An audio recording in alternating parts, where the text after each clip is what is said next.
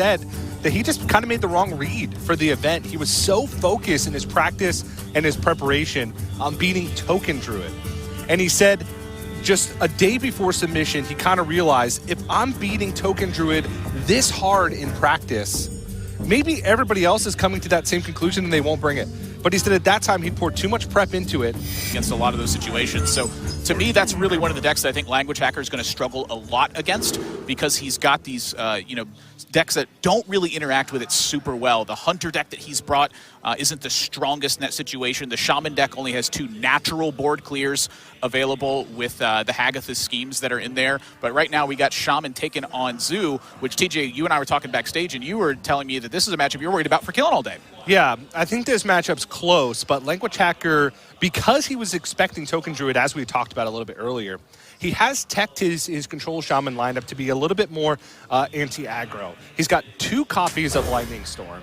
He's got the double Mossy Horror in the list, which may not be the most effective card against Zoo, because a lot of times they get on the board way too quickly for Mossy Horror to be as good in the matchup. They have plenty of time to find Grim Rallies and get that damage in early.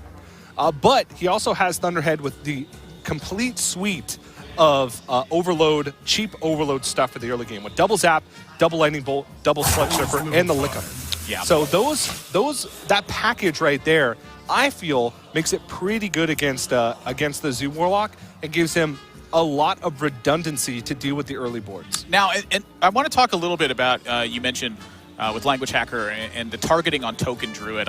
Pretty much every player we asked in the interview mentioned something about their lineup being strong against Token Druid. Yeah. It was a deck that I would say like about a week after set release was being touted as quite strong. I still believe, that's probably the case, maybe not for tournament play. And in this situation, Languagehacker's decks all kind of have that splash hate onto Zoo with the way that it's built. Now, the one thing Languagehacker, I recall him specifically mentioning, was sometimes you just die to Zoo. With any of my decks, they go Flame Imp, Coin, Flame Imp, and I roll my eyes and go, well, what am I supposed to do in this situation? It's very rare that you have Flame Imp, Coin, Flame Imp, and on game 1 on the world stage, this is what you have to face in Languagehacker's spot. Yeah. Now, he's got a way to deal with it. He's got Zap plus Lightning Bolt. That wouldn't mean his next turn is completely dead, but he does have to Hagatha scheme to kind of bank on as he moves forward. Also, by using those overload spells early, which I think is a necessity, he also makes that Thunderhead weaker when it comes down on turn 4, turn 5. And that's really what I'm thinking about, and certainly what Languagehacker's thinking about, is how much do I need to expend to live at a reasonable life total? Because I do need to get to this Thunderhead turn and have it be active. So I think that using the Zap here and just making totems in the meantime is probably the best way to hedge the bets. Use the Hagatha scheme to, maybe clear out a board later on. Use the Ziliax to recover some of that life total. But right now, I think Languagehacker's definitely on a big back foot. Yeah. As most decks are against Zoo these days. Maybe with the exception. Flame Imp, Coin, Flame Imp start. Yeah, Flame Imp has... It feels like it's become a lot weaker. It's still the same exact card. It's still against pretty much the same exact field. But on ladder, because of the popularity of Rogue, and because every Rogue runs backstab, it feels like Flame Imp is a lot weaker than it once was, just because of how often you face Rogues. Yeah, I definitely think that's one of the big benefits to bringing a Zoo deck right now, is that the Rogue ban is present. It lets you build the deck in a totally different way. It lets you be super aggressive, and a lot of decks right now are struggling to super aggression. That's one of the main reasons that Rogue is so strong right now. It's just super aggressive. When you get to take that deck out of the equation, the question is, what's the next most aggressive deck? And I think that Zoo is definitely the one right now. Killinallday's included 2 copies of Henge Clan Hogsty, the 2-1 Rush that you just saw. Its Death Rattle drops a 1-1 Murloc. And he's got Leroy with 2 Sea Giants in there. And he's not running the Soulfires. I've typically seen a lot of players cutting the Soulfires in favor of the Sea Giant package. That's usually one of the main choices that you have to make. And in this spot right now, Killin, he's got his first couple of minions answered, but he sticks something to the board, and now he gets to start chipping away, and his minions are sticky to boot at that. The Scarab Egg, the Argent Squire, he's got for the Lackeys and Grim Rally afterwards. I think Languagehacker's deck might just be a little too slow in this one to keep up without just a couple big hits. But the one thing about Languagehacker's deck is, if it does stabilize at any point in the mid to late game, it's got all of the tools necessary to win the game. It's got double Walking Fountain, which is a fantastic way to stabilize, especially against Zoo, that once they're out of gas, yes, they can life tap every turn, but they're going to be playing a couple 1-drops on average. It also has double Witch's Brew, which is a great way to just say, you know what? It's the late game. I'm vulnerable to like Leroy Jenkins. I'm just going to spend an entire turn, which is brewing back up 20 health, and just feeling good about it. But right now, Languagehacker is on a couple of pretty much remove one thing, totem up pass turns. Yeah, the last turn's Lightning Bolt is the one that really sticks out to me as the question mark there, where, you know, it took away Languagehacker's ability to actually play Thunderhead this turn if you want to play it like as a pseudo Senjin, just a 3/5 that has an ability that typically requires your opponent to pay attention, a taunt style effect. And this turn just ends up being so dead as a result of it. And now you have Hagatha's Scheme, you have Ziliax, so you have nothing to couple with a Thunderhead at this point. It's looking pretty tough in Languagehacker spots. I could see Killen falling into a couple traps that maybe open this up for Languagehacker, though. And, you know, I'm looking almost specifically at the Grim Rally for a turn like that. You can make the Sea Giant drop to 4 cost this turn, but it'll cost him a mana to do so. Yeah. So no ability to get that Sea Giant down this turn. But Killinallday is also in a weird spot, because what he wants to do is try and develop a board to pressure, but that just gets weak to Hagatha's Scheme. And I honestly think that Killinallday should have a reasonable read that Hagatha's Scheme is in hand because of the amount of kept cards from Languagehacker. I think you probably got to go for it in a spot like this, though. Yeah. Like, maybe you life tap instead of using the Grim Rally. You know, the Thunderhead, the card in hand, the Hagatha's Scheme and the Keep and the Zap and the Lightning Bolt, all that stuff really could have been Thunderhead package. You know, Ziliax is one of the cards you're going to think about. It's not just Hagatha's Scheme they're going to keep in this spine. So I like that Killen has gone for it here and puts a force play over to Languagehacker because he gets to keep 2 minions around in this spot. Yeah. Gets the 2/2 plus the 1/1 that comes out from the Hench Clan's feet. Hagatha's Scheme, of course, much better in the opening hand. Absolutely. Upgrades every turn. Against Zoo, it honestly doesn't matter as much, right? Because of the fact that most of the minions rarely get above 3 health. Yeah. So as long as you draw, I mean, you know, maybe by turn 2, turn 3, you're good. That Leroy feels like a very key draw for Killen right now, where... Not right now, though. Well, not in the immediacy, but your plan is defined. Like, you now know what your opponent's true life total is. It's you have 5 excess mana and it's 17. Yeah. So, I mean, that's a large amount of damage that gets dealt by that single card, and more lackeys available now. So I imagine Killen's going to be somewhere in that neighborhood, probably the faceless lackey in the spot. I think the next big spot to look at is that Killen needs to have the board presence attack one time before Hagatha comes down. Yeah. It's not in Languagehacker's hand right now, but that's one you got to fear. Mossy Horror, though. Yep, big deal.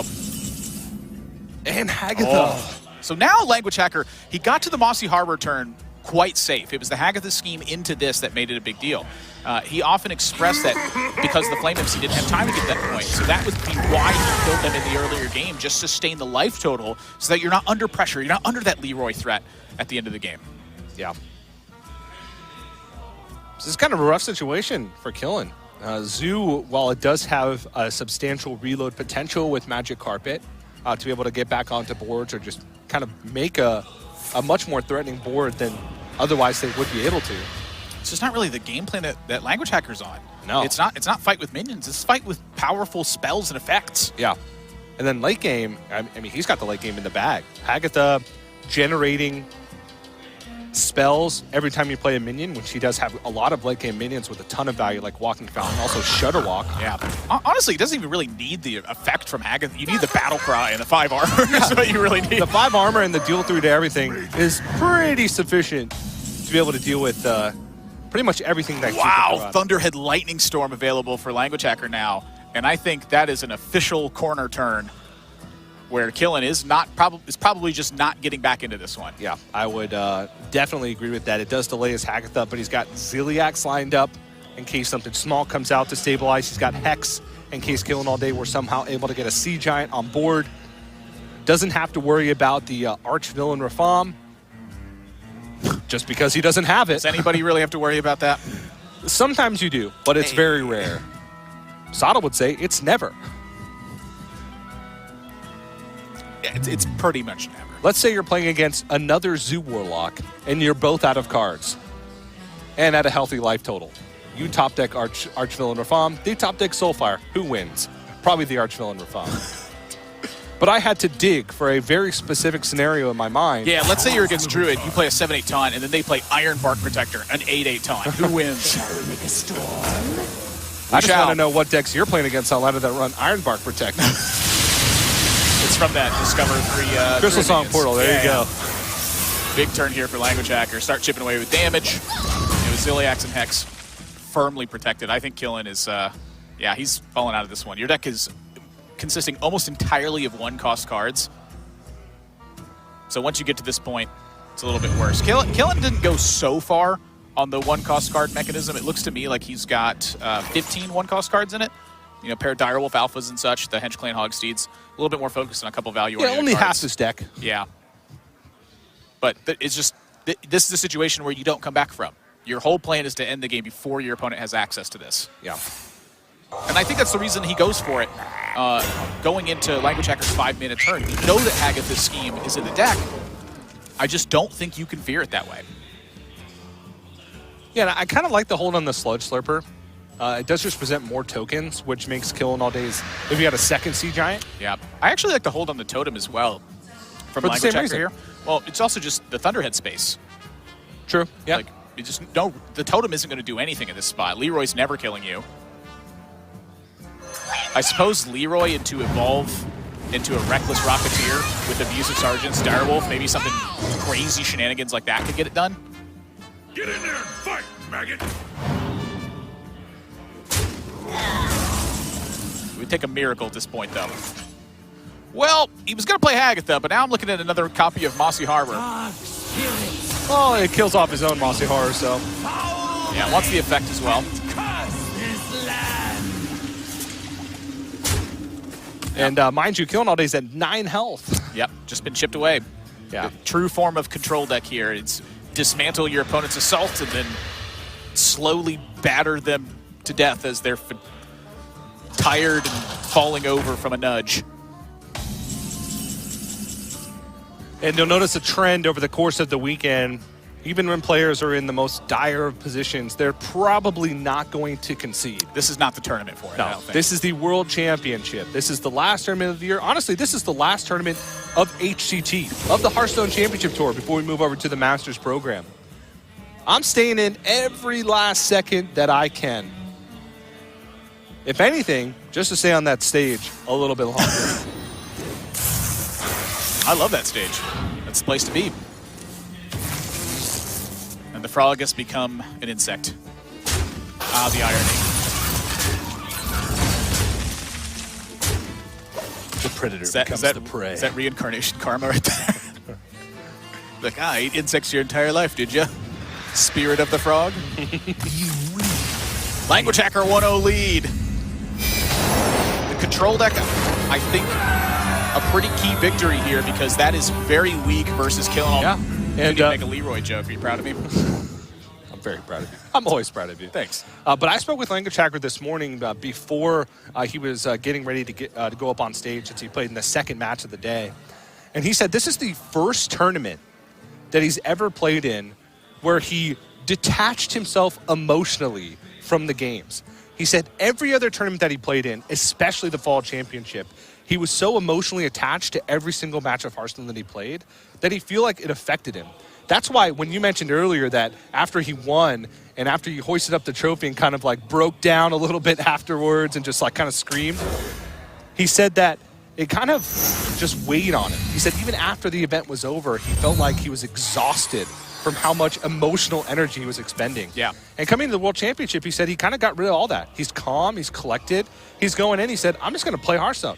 Just one game at a time, not attach myself to it, and whatever happens, happens. Yeah. I love telling the story of at that Fall Championship, I saw Languagehacker down in the hotel lobby with a couple of the players. And I started talking to him, and he was talking about how nervous he was on stage. He's like, you're getting white noise funneled into your ears. It's just a very different atmosphere than playing Hearthstone at your home. It's like I can't focus. I said, you know, every time I can't focus when I'm playing a game, like especially a competition, what I always do is I like to imagine myself standing behind whoever's playing. And I think to myself, what would I tell my stupid idiot friends to do here? And it becomes such a clear and easy decision so many times when I do that, because I just take a step back and take that moment. And his eyes open up like, oh my gosh, I never thought to do it that way. And I remember him coming up to me after one of his matches, and he's like, "That's exactly what I did, and it helped me take a risk where I would have lost otherwise by playing conservatively." Yeah, and that's what we talk about, where it's detaching yourself from the levity of the event and just kind of taking a back seat and saying, "I'm just going to play this one game at a time." Now, in this matchup, this is one game at a time that Languagehacker certainly needs to pull some weight with that Scavenging Hyena, Unleash the Hounds combo in the bottom left to get that job done. This is a really tough matchup for Languagehacker, and it's not because he's under so much pressure early, but it's because he's consistently under pressure, and as he expends his tools and his cards wane away to nothing, Killinallday then gets to use that extra life total to buy those cards again and just keep playing stuff. So at a certain point, Languagehacker is going to gas out. And so to me, that's really the big question is, can he have that big turn where he's able to apply a lot of pressure to Killin? Because even if he only gets in one big shot with a Hyena, that often is enough to hold the life tap gas at bay for a while. Yeah, this matchup's kind of interesting because it's all about waiting for those swing turns. And it's about how long you can wait, and it's about how your opponent, in this case Killinallday, manages his board around that. Now, Killinallday has a pretty exceptional hand. He was able to get the Evil Genius early. Really all he's missing is the Magic Carpet because that's such a tough card for Hunter to deal with. 6 health is a lot, and it's pretty much always going to leave it up. Yeah. Something I'm thinking about for Killin, though, is he doesn't really have an effective way to begin fighting against an Unleash the Hound style of turn. Does that Grim Rally? It does, but it's going to take a while to get to that point, you know? Like, here the Snipe is going to activate this Scarab Egg, so some pressure gets to come in through this. And that's really the one I'm looking for. So I imagine Killins needs to be on a Grim Rally turn, probably next turn if he wants to get this done. This might prompt Language to actually, you know, consider using an Unleash the Hounds early, but I would say alongside Timberwolf, that's probably not a thought. Yeah, it's just about balancing how much pressure or how much damage he can take, because Hunter does not have really many defensive tools. Whoa. Killin says, you know what? I don't want you to Unleash the Hounds at all. I'm going to make this bigger and start attacking. What can you do about it? Wow. And I think this is a brilliant play from Killin, because when you look at Languagehacker's deck, Headhunter's Hatchet would have already come down. Spring Paw would have almost certainly come down at some point. You know, this is right into a Master's Call turn where your opponent wants to use that to try to generate resources. There's not really anything that Language has that fights this turn well, and Killin's going to back that up with the Hench Clan Hogsteed with the Evolve Mechanism in hand with that Goblin Lackey to just keep fighting for board and pressure with just the 7 damage. Wow. This is really smart. I would not have done that. I just would have played my 1-drop and gone, nah. 1 extra damage. Yeah, but then the question kind of comes back to Languagehacker. With as big of a swing as he has with Scavenging Hyena, would he have even played Unleash in that scenario if he had just played 1 additional 1-drop? Well, that's a big question. You know, I don't think Killin, you know, really has any way to make the read that Hyena and Unleash are in hand. And so I think his thought process is just, I need to make sure Unleash the Hounds doesn't buy my opponent time. Yeah. And does that effectively. Like, even in this spot, Languagehacker manages to kill off a minion. You still have 5 points of damage represented in what is essentially a burn deck. It's a weird kind of burn deck, but it's heart of hearts, it's a burn deck. Yeah, board-centric burn deck. One thing to note, keeping track of the tracking, Zul'jin was discarded by the tracking because Languagehacker picked the Hench Clan Steed. So, Hench Clan Hogsteed. It's a baby Murloc riding on a pig, TJ. That's right. Don't forget it. I'll never forget it. And also Shimmerfly, much less impactful. But Languagehacker has to play this game under the assumption that he'll never have that hero card to kind of get him back into that super late game. Yeah. Not that this matchup often goes to the super late game, because either the Zoo runs away with the game early, or the Hunter is able to have that swing turn and start swinging with big beasts. Yeah, and here, you know, this is where I'm a little bit curious of when Language is going to seize this Scavenging Hyena Unleash turn. I don't think that this is a very good turn to do it. And if you wait long enough, your opponent does have, you know, the chance at least of landing a Grim Rally and further supplanting that advantage there. You know, I imagine Language at least wants to wait another turn so he can coin the Timberwolf alongside it. And I think that attacking the 2-1 here in this fashion, Language is really trying to disguise the fact that that he has this combination in hand. And Yeah. it's quite smart, actually. You know, Language, both of the tracking cards were played immediately. And I think that him taking the removal and playing it immediately is really trying to send Killen that message. I do not have Unleash the Hounds, and I don't have Scavenging Hyena to couple with it. He's trying to bait Killen, I think, into going wide on board. And Killen's been playing it quite patient, I'd say, all things considered. Yeah.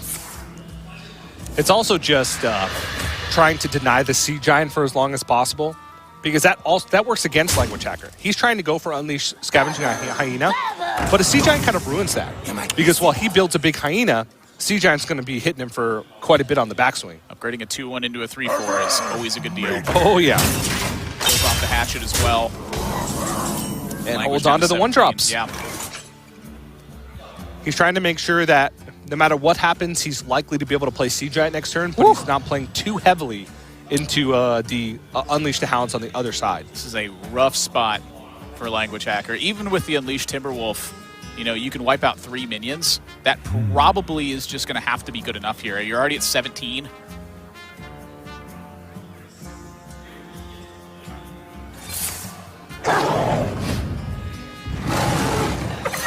It's a big Scavenging Hyena, so the counterattack is now present for Language, and he's got the Unleash the Beast to back it up. So that's a really interesting point to make on this turn from Languagehacker, is that the Unleash the Beast, I think, is one of the best primary cards to follow up this kind of combination. So looking to have those two in tandem can be a very big deal. And considering the splitting the attack here or wiping out the 3-3 minion, and I think splitting the attack is superior. I agree. It cleans the board up enough to where Sea Giant's not a huge threat. It also kind of forces the attack on the 3-3 into the Timberwolf.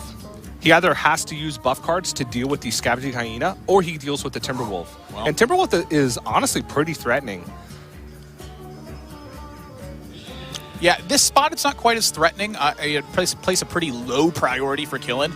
Right now, Killen needs to take care of this Scavenging Hyena. I mean, this is representing like a 2-turn lethal. And he does have a way to do it. He can Direwolf, Scarab Egg, rush the Scarab Egg and the 3-3 into the Scavenging Hyena, which would also break the Scarab Egg. That's only 5 damage. Oh, the Direwolf buffs up the 3-3 as well. Excuse me. The Direwolf buffs up the 3-3 as well. So that's actually a pretty big swing. He can also throw the Mecharoo on the side. That's a major swing, actually. Yeah. So I actually didn't spot that in my head. Just the Direwolf processed as 1 damage. And how much would the Sea Giant cost after all this is played? Well, let's find out. No, it's not going to be enough because he has to trade in the Scarab Egg. So it would effectively be plus 2 minions. 4, 3, 2. Yeah, it'll be a 2 cost. And then he has to also trade off his 4-3, in the process killing the Scavenging Hyena. So there you go. So that's the cheapest the Sea Giant's getting. Yeah. So he just plays the Mecharoo alongside that. Next turn, he has Sea Giant plus Solarium to have another big reload onto the board. Yeah, and I think this was the turn for Languagehacker that was the critical draw moment. Unleash the Hounds had to be the draw, I think, for him to be in this game. Yeah. The old hero cards are rotated. Rexxar cannot terrorize this kind of position anymore. Yeah, and Zul'jin was discarded, so Languagehacker doesn't have that big late game I win card. Yeah, this is a big yikes turn if you're Languagehacker. Just gonna get picked away at this point. Yeah, Sea Giant 5 mana, can Solarium. Oh boy. Whoa. Well, scratch the Solarium part. No? Yeah, so many of the cards just get discarded at this point. I think you just tap. Tap Giant. I think you Solarium load up Giant. What if you can't load up? You can load up. All right. You can load up. You can always load up. I don't like it. What do I know? Load Giant. You do discard Magic Carpet, but at this point, with double Sea Giant in hand, screw Magic Carpet. Yeah, I don't think you need Magic. Get him out of here. Yeah, shut up. Somebody shut that Magic Carpet up.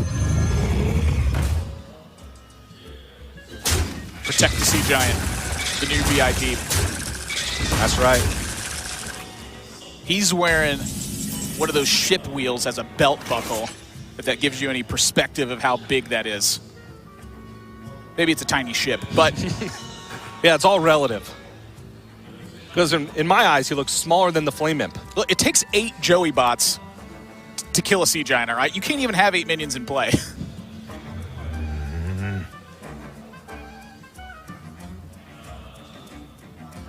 What do you even do? Well, I mean, this game's wrapped up at this point. Languagehacker, his critical moment has passed. It was the last turn, and Unleash the Hounds was the draw. You play Tundra Rhino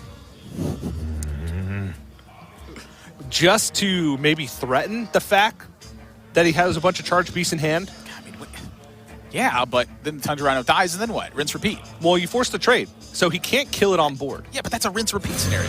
That's what I'm getting at. Is that you're not getting past this one. Yeah. Like, you're alive this turn. Sometimes.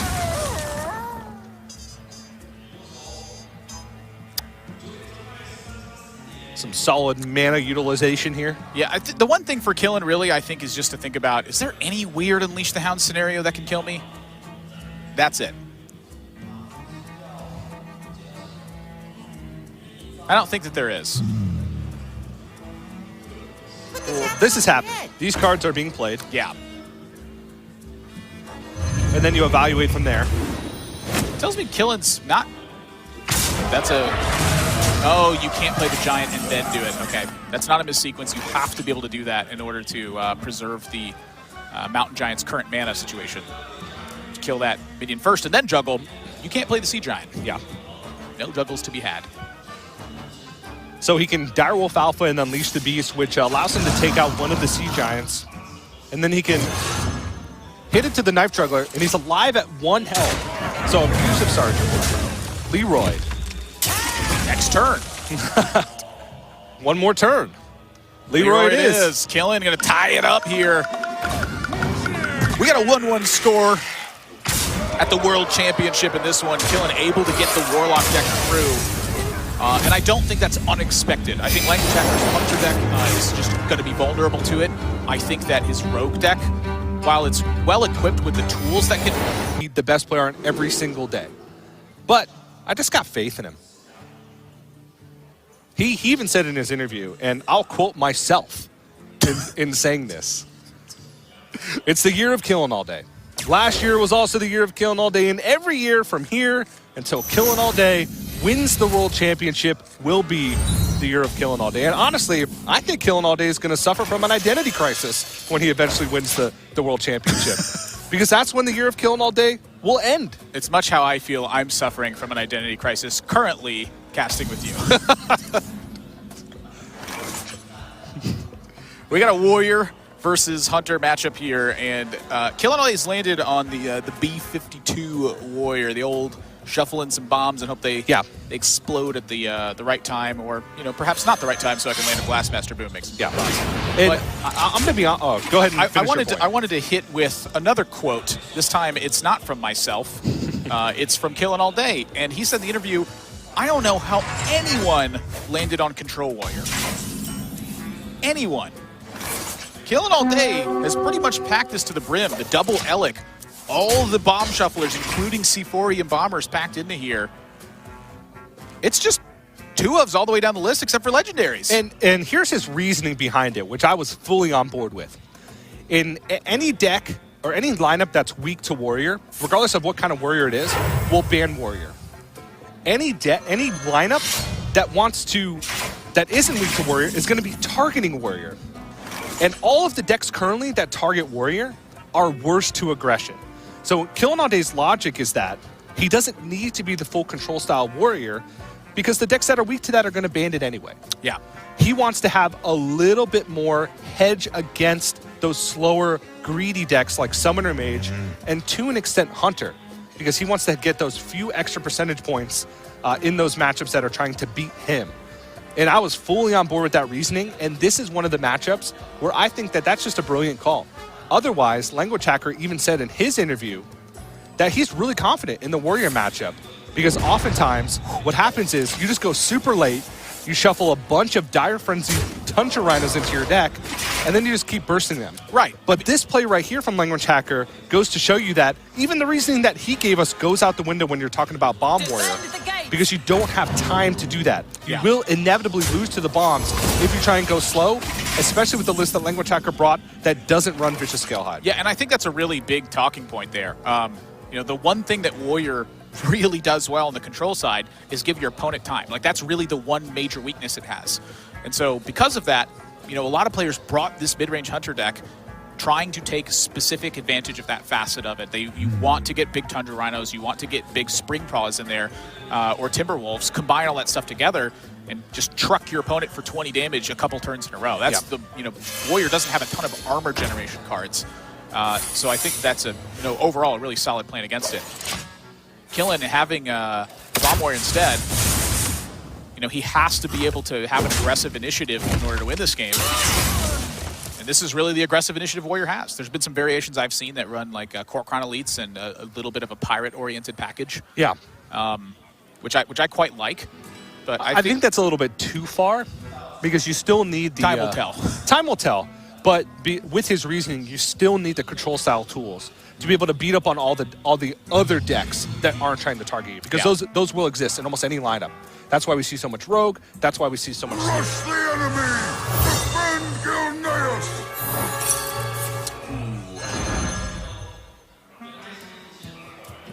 It's a big feels bad. Yeah. Usually, that's one of I think the best suited moments for Darius is when your opponent has a one attack minion in play. Then it just starts farming. Yeah. It's like he starts going and playing Mobus at that point. It's a 5-mana 6/5. He's going attacking creeps, and every time he kills the tiny one, he gets a little bit stronger. Eventually, he'll join the fight, but you know, it takes him some time. Yeah, you got to get your carry stacked.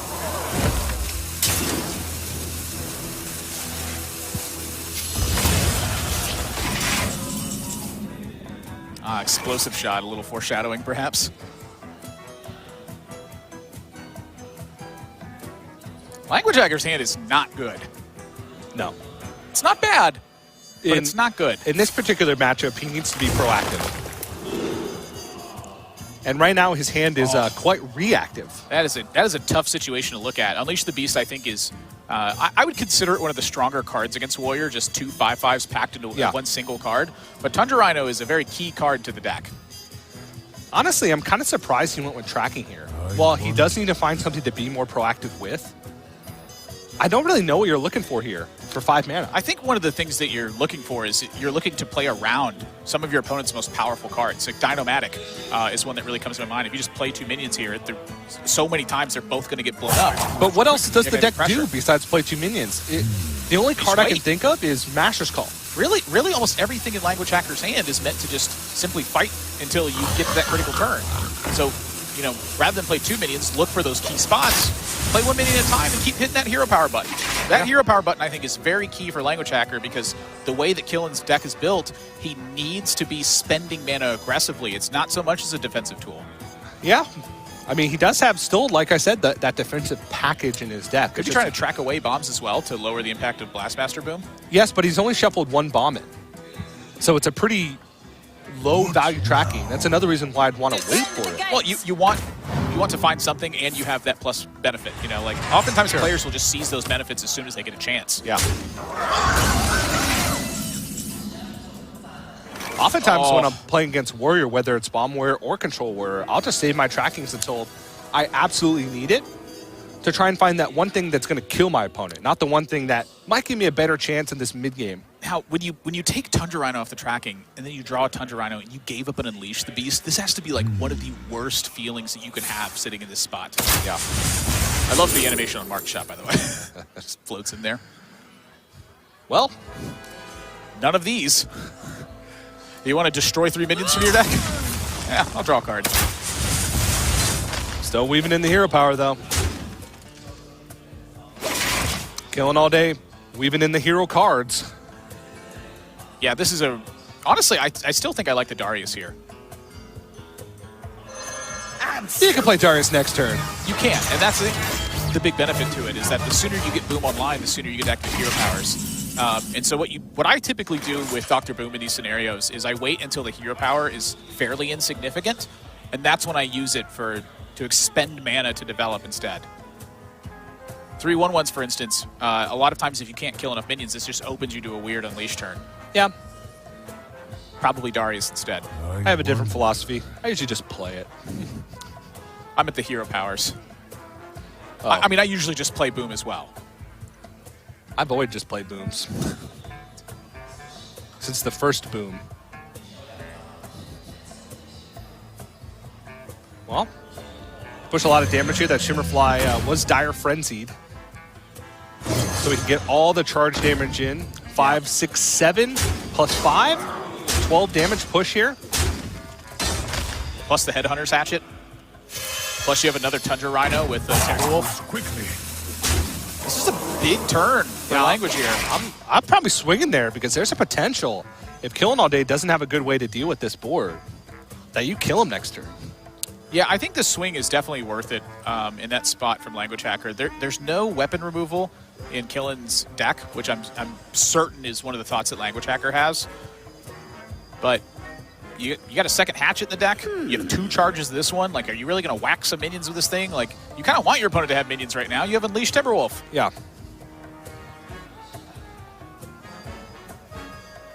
Either way, though, Killen is in a rough spot. You want to know how people landed on Control Warrior? It's situations like this.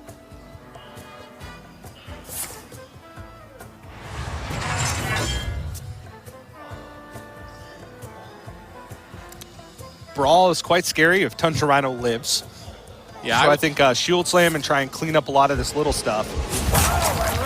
I would say, I was thinking maybe an Iron Beak Owl on the Shimmerfly and then an attack from the Wrench Caliber into the Direwolf Alpha. Yeah, I think Killen's comfortable expending a little bit more life here. He saw 1 Tundra Rhino, which means that if Languagehacker is going to deliver another big burst turn, it requires a second Tundra Rhino.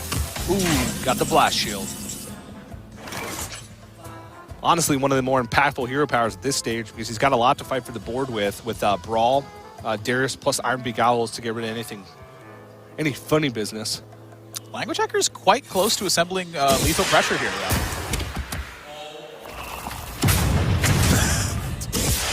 Oh, signal the flare! Mayday! Mayday! Another Dire Frenzied Shimmerfly found, though. Yes, that's a major deal for Languagehacker now because over the next 2 turns, he's got the Tundra Rhino, the Shimmerfly, and the Timberwolf to be able to pressure this. And so I think Languagehacker has enough damage here to keep killing that back foot. Now, you're staring at that 7 armor on the other side, so you're thinking, how do I pressure that down? And so, you know, Rat Trap, Freezing Trap, and Snipe, all of these, I think, can play some role in assuring a little bit of extra damage. I think Rat Trap. No, it's kind of hard for him to play 3 cards. No, it's not because of Omega Assembly. I actually like the Rat Trap specifically because of Omega Assembly. Ooh, the Shimmerfly being played. Yeah, that is a little unusual to me. That's essentially 5 additional bursts from hand, and you're giving Killen a way to deal with it this turn. Yeah, I don't know about that one. That concerns me a little bit. Yeah. I'm a little concerned. Killen, though, I mean, he's playing defense on a deck that's not really necessarily meant to play defense. It's meant to, like, really get ahead. That's Warrior. It is Warrior at the end of the day, but, I mean, we're talking Augmented Elec is in hand. Like, that card doesn't do anything. Well, he does have a pretty nice sequence of turns lines up. I'm thinking you Iron Beak Owl, the Shimmerfly, Blast Shield, Mandatory. and equip the Wrench Caliber. Next turn, you go Augmented Elec, Clockwork Gnome, and then swing with the Wrench Caliber. That's 4 bombs, additional bombs into your opponent's deck. Yeah, I think that's Killen needs to be heading that direction mainly, just because he has to assemble enough in his opponent's deck that if he draws Blastmaster or if Languagehacker just gets really unlucky, that he's able to win the game from that spot. So Killen doesn't want to attack right now because he has no idea what the traps are. Yeah. Ooh. So that plays 2 copies of tracking, mind you. It plays 2 copies of Tracking, A marked shot, a Marked Dire Shot, Frenzy? a Flare, a flare, yes. That's a lot of cards you get burned from the deck if you play Zul'jin. but it also doesn't allow you to try and skip over bombs with the Tracking. There's only 1 bomb in the deck, I believe. Oh, no, 2 at this point. That's right. So you could end up just tracking and picking a bomb. Because you don't control it. Oh, I never really thought about that. Like, having the tracking loaded up actually gives Languagehacker perhaps a way to mitigate that effect that happens. Or not mitigate it. Well, sure. But if you're desperate, If you are desperate, yeah. desperation tools are always good to have. Yeah. Well, not always. I mean, a lot of times just having a better tool is a better thing. Yeah. But I And- digress. Honestly, it's what do you play it this turn, or do you try and get a bunch of spells out of your hand? Oh, I definitely am not playing it this turn. I think that Languagehacker's got much different things in mind.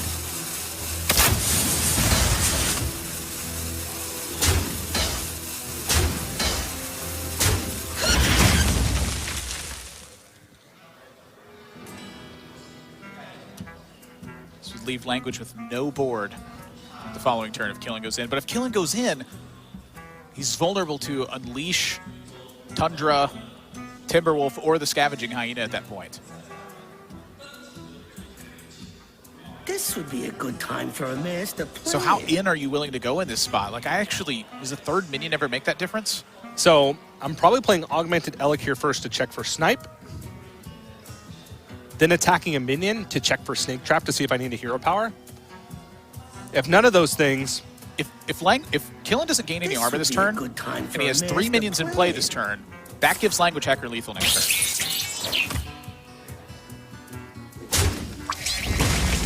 Does it? Oh, I counted my mana wrong. It's 9 mana for the Timberwolf to be in there, so we can't leave in the hero power. Oh gosh, I was wrong. So that puts him 1 damage off? He's got a thing. I did not like this sequence. So playing defensively with the shield block. Yeah, Killen doesn't know what to do. Yikes. Floated 5 mana that turn. He only hero powered and shield blocked. I think that Killen is right to take it slow, though. I don't know, because he had a way to check just about every secret there. Even if he had, let's say, played Augmented Elec, Clockwork Gnome, Clockwork Goblin, and then Shield Block, it would have played 3 cards for Rat Trap, but it wouldn't have enough armor to shield slam it. Exactly. So I think, like, that sequence puts maximum pressure. You don't hero power. You clear every minion off the board except for 1. Actually, no, you clear everything because the Clockwork Goblin has Rush.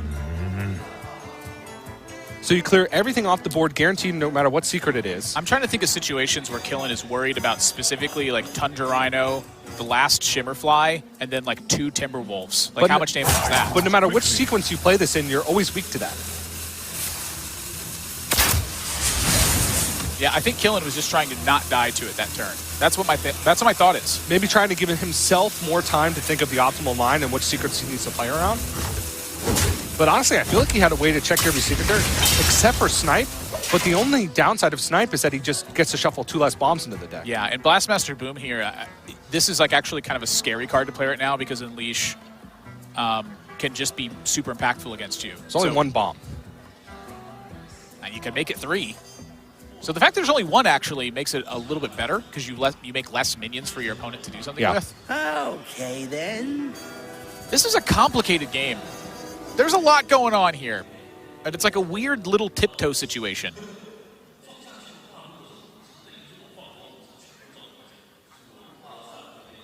I don't know what to do. This would be a good time for a master plan.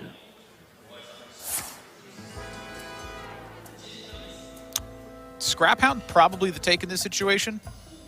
Yep. I love Killen, I think, likely to hang on to the Clockwork Goblin here as well, given the way that he played last turn. I don't think so. You're not playing into any other secrets. So now you know it's Rat Trap, very likely. Yeah. Or freezing. Oh, no, he checked for freezing with the hero power boy. the previous turn. And you saw Language immediately reach for Tundra Rhino when he drew Dire Frenzy. Well, Dire Frenzy also dilutes the deck, so you're less likely to draw bombs.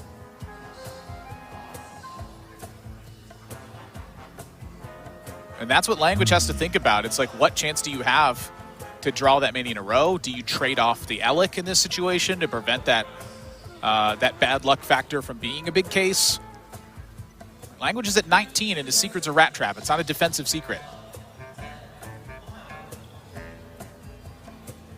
He's also looking at 9 damage on the board, so that'd be the breakpoint for 2 bombs. Oh, this is a weird spot. But he's likely to trade over the Augmented Elec here. Right now there are 5 bombs in the deck, I believe. He swung, One of them's been drawn. one of them, he swung 2 times with the first wrench calibers. That was 2. He's drawn 1, so there was 1 in the deck. Then he played Augmented Elix, swung with the wrench calibers. That added 2. Face for Languagehacker. And that puts Killen in quite a pickle. This is really tough. So he could play. I think he you could lead an assembly here. He could trade in the Clockwork Goblin, Okay, then. play the Blastmaster Boom, rush all of the bombs into the Tundra Rhino, and then go push that 6 to face. He's likely to get a lot of face damage. I'm thinking of defense in this spot. But if he You're kills thinking counterattack, and I like it. if he hits into the Tundra Rhino too many times with bombs, it kills it early. Then he's left with a wider board of bombs, and is weaker to unleash. He doesn't have really any wasted game armor here outside of the Scrap Hound, which is only 2. Oh my. Yeah, I think it's push. Wait, when you're left with extra bombs here, you can warpath them away too. Like if that happens and Tundra Rhino died too early, oh boy. All right, attack, warpath. You need a warpath. Warpath could be lethal. Holy smokes. So he's got 5 bombs in the deck. Look at Languagehacker's face right now. So 3 damage, 1 2 bomb damage. drawn. 1 bomb drawn. 5 bombs. This is a 1 in. It's a 1 in 4. It's Shimmerfly. There's no Tundra Rhino. Zul'jin. He could die from the Zul'jin because it could track his bombs. It has a flare loaded up as well. So he's drawing 1 card with the flare, but he also could Dire Frenzy and shuffle more in his deck to dilute the bombs in his deck. It targets the Alex right now. It could target the Alex, but he also has an Unleash in the pool. So it all depends on the order here. He could track into bombs. Literally anything can happen. So Unleash, for that's good. It makes it more likely, but one of them died. Languagehacker's shaking his head. Track. He tracked into a bomb! He has 5 armor though, so he's down to 3. So he can 1 bomb left. So he did Dire Frenzy his Hound. That's a good thing. Shows the rat trap. Flare into a bomb? No, it's still green, so he's not dead. Dire Frenzy's the opposing minion though. It's gonna live. March shot hits the own Hound. And hand's full now, so no more bombs can get drawn at this spot. But there's nothing Languagehacker can do to live. Wow, what a weird game. What a cool game. Killing 2-1 lead in what I'm certain is probably one of the least strategically presented games that offs and championship appearances over the course of those couple of years of HCT. And in 2017, when he got that 9th and 10th, just a little footnote here, his third playoff that year, he finished 20th at. So his worst performance at playoffs was 20th place throughout the season. A pretty darn impressive performance. Yeah, and I'm pretty sure we exaggerated that story so many times, saying he finished 9th like 6 times in the 3 playoffs. It was the 11th playoff of the year. 2006 was the year.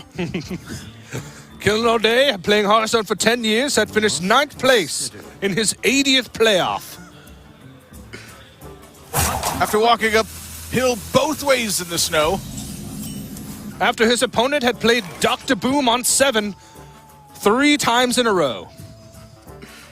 The Nomi Priest deck is up for Killinallday, and this one is quite wacky. I'm going to give a very brief and uneducated breakdown of how this deck works, because admittedly I don't have a ton of games. I have a ton of games. Gadgets and Auctioneer is one of the key facets in the deck. It's every time you play a spell, you draw a card. Well, just so happens Chef Nomi says if your deck is empty, make a bunch of 6/6s. Fill your board with them, basically. That's the entirety of the purpose of the deck. So there is a ton of 0-cost spells, a ton of 1-cost spells, and a ton of, not a ton of 2-cost spells. It's really just Seance at that point. But there's a ton of 0 and 1-cost spells that are in the deck. And you have some combos, Wild Pyromancer and Acolyte, that can help you sweep out boards and draw cards. But the main purpose of the deck is draw through it in its entirety and then play Chef Nomi and go for a lethal blow. Well, there's 2 kinds of matchups. I think the deck does 2 things. There's aggressive matchups and there's control matchups. In aggressive matchups, your goal is to play 4 Grave Horrors on a single turn. Play it for cheap, Seance it twice, play 4. You win the game, effectively, against many aggro decks. And then against control decks is how you set it. You draw through your entire deck, just play 1 or 2 Grave Horrors here along the way to try and maybe put a little bit of pressure on your opponent, and then play Chef Nomi and Seance once you're out of cards. So those are the only 2 game plans. Draw through your deck as quick as possible and do one of those 2 things depending on the matchup. Yeah, it's a very unique deck in that it has both of those approaches, and it can play them both very well. And nobody else in the tournament brought this deck, and it was quite a late discovery, I'd say, into the the time frame in which the players had to submit for the World Championships, submit their deck lists. And we asked Killinallday how he came across this one, and he said that one of his friends and pro players, who goes by the name Ant, messaged him after playing in some low legend ranks, some just goofing around on stream and playing some wacky decks, and lost to this Nomi Priest deck a couple times and said, hey, I really think you need to check this out. And Ant had been giving him all sorts of wacky deck lists, and Killen's like, I'm not going to do that. And Ant's like, yeah, you're right. But this one really started to stick. Ant was like, no, you really need to try this one out. And so Killen gave it a whirl, and it's right up his alley. He loves combo decks, and this is just the kind of thing he wants to play. Yeah, it's a deck with true inevitability, which is something that Killinallday has been known for in the past. Throughout those runs that we talked about last year in the playoffs that qualified him to the championship event, and even in years prior, he was quite known as a quest row expert, which is kind of the deck that was the ultimate inevitability. Eventually, you just outvalue your opponent with all of your 4/4s and with how many cards you could draw and bounce back to your hand and how many charges you had. So it's no surprise that he's kind of settled on this deck. And there was a few players, I think Bloodyface was one of the main ones, who, when talking to him about how he felt about his lineup, he said his one regret was that he didn't find out about Nomi Priest earlier. Yeah, I mean, Bloodyface did a lot of preparation just practicing against himself. And he said the one thing he was really missing was Grave Harbor. That was the one card he didn't come across in the practice. Yeah, if he I said, would have figured that out, easy. Yeah, well, he said he only tested it for a very short while. And Killinallday kind of having to deal with this scavenging. Smart play by Languagehacker, because what that did was the primary way that this Priest deck clears boards is with Wild Pyromancer. And so by playing that 2/2 Scavenge Hyena, even though it's not being on the board now, the primary way that Killinallday would have dealt with that was to Wild Pyromancer, which killing off 2 beasts would have buffed it up just naturally. Yeah, and Killen is in, I think, quite a bit of trouble now. Well, as we get into this turn. And one of the major reasons I think so is because of the fact that he's got no Shadow Word Pains. He's got 1 copy of Forbidden Words. So he has to chain together 5 spells in order for this to kill the Tundra Rhino. Now, I believe he's able to do that. But with the way those spells are chained together right now, one of them is Circle of Healing. Circle of Healing will not kill off the Tundra Rhino in this spot.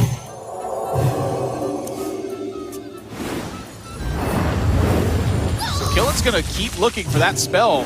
He needs another 0 cost. I mean, the deck is packed to the brim with them. I mean, he doesn't necessarily have to kill the Tundra Rhino if he's just going to keep. Well, that's another combo that can do it. He can actually use the Lazul scheme. The Lazul scheme with the Topsy-Turvy. That's yeah, right. That's right. That's the other piece of removal that happens in this deck. And look at how many cards Killen went through on this turn. This is insane.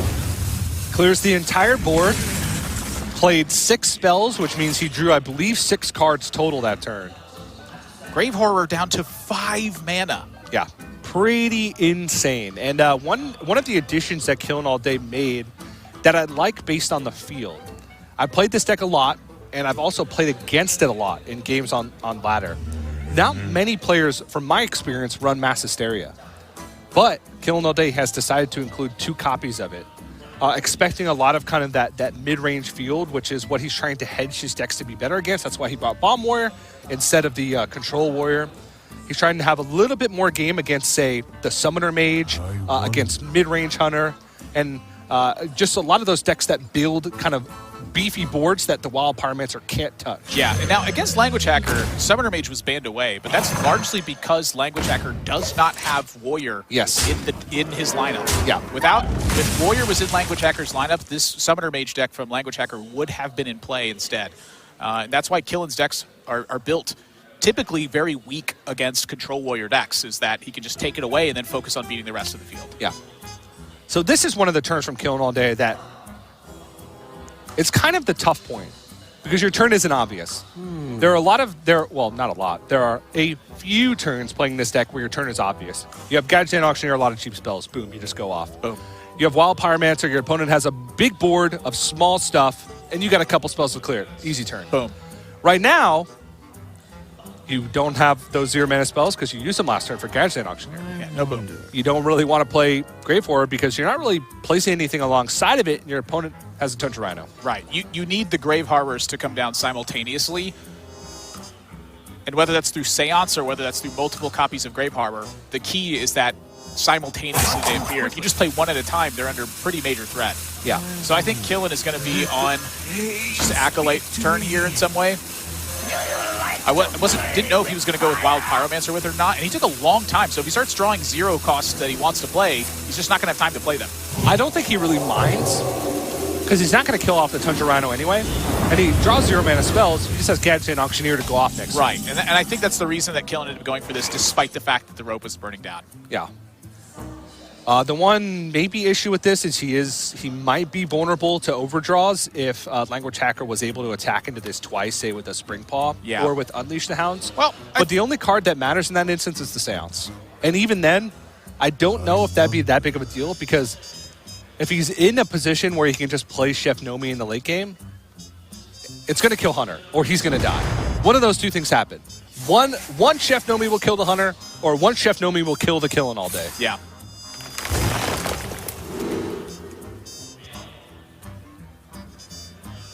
Honestly, I'm not sure in this matchup which is the correct choice, if it's going all in on the Grave Horrors or if it's trying to go all in on the Nomi.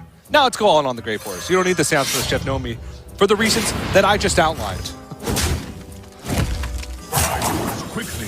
We got there. Sometimes I'm too smart and too dumb at the same time for myself. Well, this is an interesting turn for Language where, yeah, I was about to say, like, attacking the Wild Pyromancer is just so much less fruitful in this spot because you know that Killen's got copies of Silence in the deck, and also that both Acolyte of Pains are gone. So the Wild Pyromancer could be a liability in this situation instead.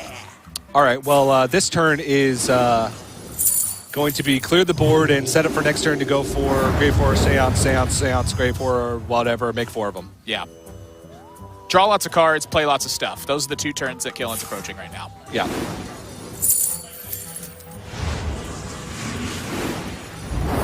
So now Killen wants to attack with the Wild Pyromancer, and in combination with the Topsy-Turvy swap, got some effective damage there, so he lands a kill here. Yep. Probably regenerate his face. Yeah, Killen was thinking about the Silence in this spot, I believe. Does he want to draw a card with it from the Wild Pyromancer so that he can keep going? Quickly. Just has to account for hand size in this spot. So you could play Northshire Cleric and then silence a Northshire Cleric and then Circle of Healing, or you could do it the other way around. Honestly, don't even think you want to play Northshire Cleric at all. It's not really doing anything. It's not furthering your game plan. It's 6 on the board. It makes Unleash the Hound stronger. If you don't silence it, it can become a liability late game. Sorry, I said that really fast because I was trying to get it in before the rope burned on the turn. The rope burns on TJ's casting, and once it hits that end, he can't talk anymore. Yeah. Usually I run out of thoughts way before then. Yeah, and so Language does draw the other Tundra Rhino, but I'm fearing he doesn't really have the push available here. The Gadget and Auctioneer's already done its job, and Language knows that the Grave Harbor turn is coming. Yeah. So the reason why I do like the Northshire Cleric this turn is because Killinallday wanted to cycle as aggressively as possible to find the second Grave Horror. Because 3 Grave Horrors is just worse than 4 Grave Horrors. Usually true. Mind control tech. Boom, found it. What about the Massacera? Does the math work out differently? No, they all just... It's a little different, I think, but... 3 is better. Isn't 3 better? Because 2 attack each other. I don't know. There's so many iterations. No, 3 they all die. Yeah, 4 they all die too, I'm pretty sure. There's a lot of different ways. 3, one of them could go. I don't know what I'm doing. There it is.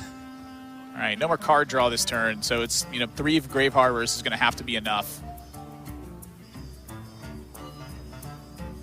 3 Grave Horrors. Looks awful in this spot. 3 Grave Horrors, silence the Tundra Rhino. Yeah. Say go. Pretty good looking turn. Yeah.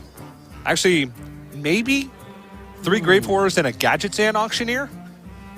And an Ooze? Well, the rest of the stuff is up for debate. I mean, that's the debate point. Nah, he can't do that. Why not? because he wouldn't have mana for Guidance and Auctioneer. So it's just 3 Grave Horrors and a Noose. Yeah, I like the trimming off of the Northshire player. Not doing anything right now. Now, yeah. Just mitigate Unleash the Hound stuff. Double Seance. Effectively 2 mana Faceless Manipulators in this spot. Yeah, and that is a horrible looking board.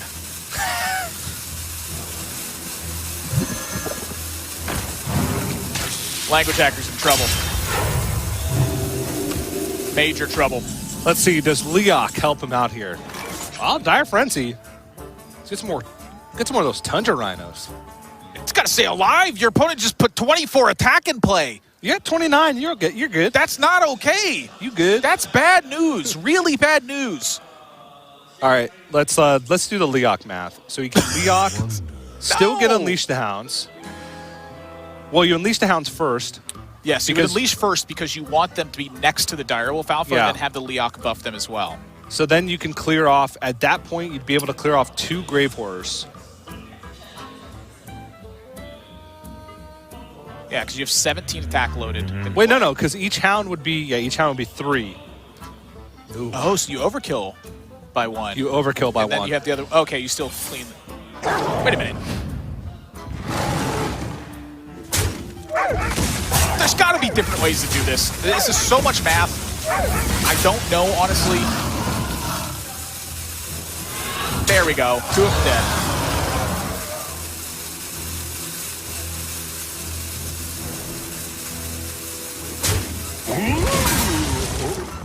Killing 2 turns away from Chef Nomi. Can make it 1 turn if he wants to.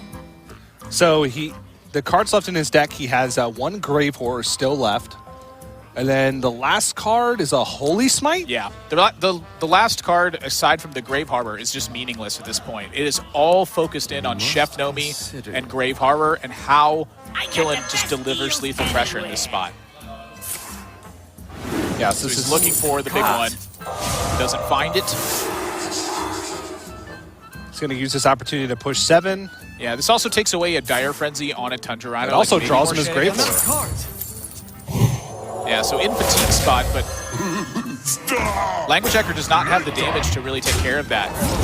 Unlike a lot of the other decks we've seen, there are no kill commands in Languagehacker's deck. Yeah.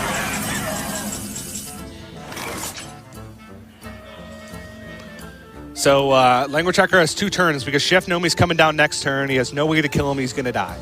Yeah. I just don't think it's there. I can't think of Hunter spells that make a difference in this spot, but maybe there is one. Nope. Killen is effectively at 13 health because of the fatigue, but he has one of the turns of hero powers as well. Yeah, it doesn't even matter if Languagehacker kills this board, any minions on this board, because it's just replaced by a 6/6 when Chef Nomi comes down next turn. Yeah. You need that Hunter spell they never ever made, which is Frost Trap, and it slows the animation of all minion attacks, and if they don't connect with face in time by the turn ends, they don't attack at all. Whoa! It slows the animation by like 96% in my head. But yeah, there was no way out of this. Killinallday just had the massive draw turns, you know, in back-to-back situations, and wiped out a Tundra Rhino with a Wild Pyromancer. Maybe he's going to try and bluff here with an Explosive Trap. Like I said, it's not even worth killing off any of these minions just because it's just going to be replaced by a 6/6 with Chef Nomi. And Languagehacker's dead. Is there a weird Zul'jin turn that could matter here? The only thing is that maybe he's going to try and play around Misdirection. Like, that's weird. Yeah, I would just run the 4 in right now. You run the 4 in, then you only take 4. You go up to go up to 13. You take 3 fatigue damage next turn. You take 2 next turn. No, he's been in fatigue. He took 2 this turn, didn't he? No, he just took 1. Oh. That's his first draw with no cards in the deck. Okay. Yeah, you're right. I said 3 fatigue, and I meant the 1 plus the 2. So he'd be at 11, which would effectively be 9 with the hero power from Languagehacker. There's no way he'd die. But nonetheless, Good sequencing just in case, I guess.